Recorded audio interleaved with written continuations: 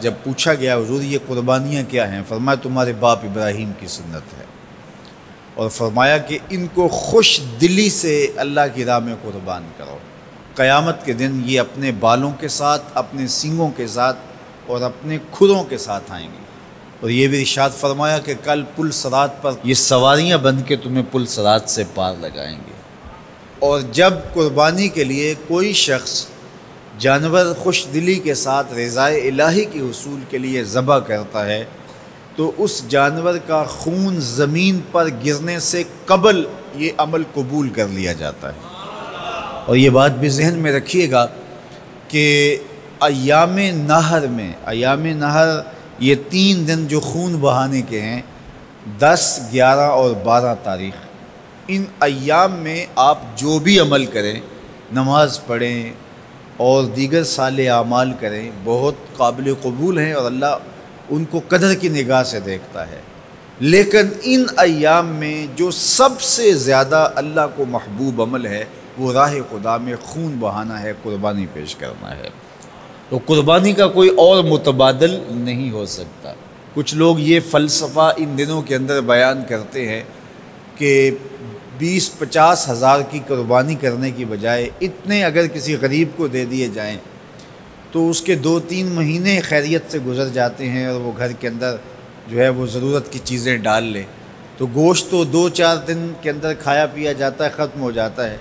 لیکن اگر اتنے پیسے کسی غریب کے گھر دے دیے جائے تو یہ اچھی بات ہے۔ تو اسلام کب اس عمل سے روکتا ہے؟ غریب کی مدد کیجیے، صرف عید کے دن ہی نہیں، مینڈے کی جگہ ہی نہیں، بلکہ اسلام تو راہ خدا میں جانور ذبح کر کے اسی جذبے کو بیدار کرنا چاہتا ہے کہ تمہیں گوشت کی ضرورت بھی نہیں تھی، پھر بھی تم نے ذبح کر دیا، تو جہاں ضرورت ہوگی اور تمہاری ہمسائیگی میں، تمہارے اطراف میں جب کوئی غریب ہوگا تو پھر تم اس کے لیے ذبح کیوں نہیں کرو گے؟ اس کے لیے تم قربانی کیوں نہیں کرو گے؟ اِثار کیوں نہیں کرو گے؟ یہاں تو پھر بھی ہم گوشت خود کھا لیتے ہیں یا غرباء میں بانٹ دیتے ہیں، لیکن منا کی وادی میں جہاں لاکھوں قربانیاں پیش کی جاتی ہیں، وہاں تو جانور کاٹ کے اس کو ذبح کر کے بس چھوڑ دیا، اس کے گوشت سے غرض ہی نہیں ہوتی۔ زیادہ تر حجاج ایسے ہوتے ہیں جن کو یہ بتا دیا جاتا ہے کہ تمہاری قربانی کر دی گئی ہے، اور وہ فون کال کے انتظار میں یا حکومت وقت کی جانب سے دیے گئے وقت کے بعد حلق کروا دیتے ہیں۔ تو انہوں نے نہ اپنا جانور دیکھا ہوتا ہے، نہ اس کو ذبح ہوتے دیکھتے ہیں، تو صرف انہیں ٹائم بتلا دیا جاتا ہے یا ان کو کال کر دی جاتی ہے تو یہ ان کے لیے کافی ہوتا ہے۔ تو وہاں تو گوشت کھانا بھی مقصود نہیں، تو صرف اللہ کی رضا کے لیے جانور ذبح کرنا۔ تو جب رضائے الہی کے لیے جانور ذبح کرنے کا جذبہ پیدا کر کے تمہیں راہ خدا میں خرچ کرنے کی ترغیب دی جاتی ہے تو پھر تم پورا سال خرچ کرو گے، تمہارے لیے کوئی مشکل اور کوئی مشقت نہیں ہوگی۔